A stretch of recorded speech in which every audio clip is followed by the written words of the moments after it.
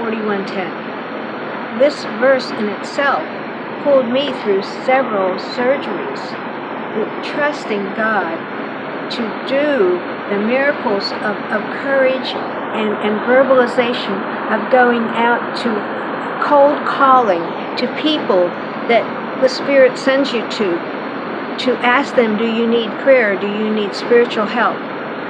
And they're looking at you and admitting, yes, they did. If you're afraid, then go to someone that isn't afraid and say, help me to get courage. Get some help. Get some prayer help to banish that courage, because courage is from the evil one.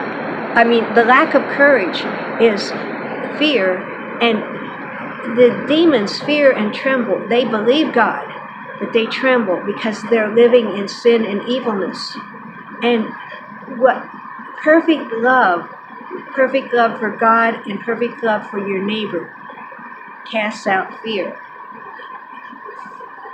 Fear is a topic I could go on and on with.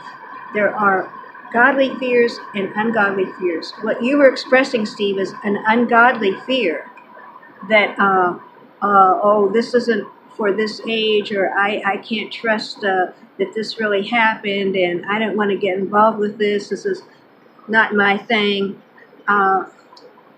Rethink it, because it could mean a real difference in how you face all of life.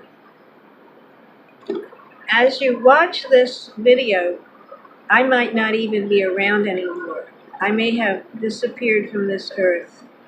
And as you think about this and looking at the sky somewhere out there, realizing that God's power is there, and as Stephen, who was dying, looked up and said, Father, into thy hands I commend my spirit, and he forgave his enemies that stoned him.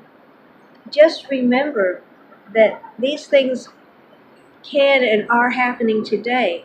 Remember that there have been more martyrs in this generation than even in the early Christian times.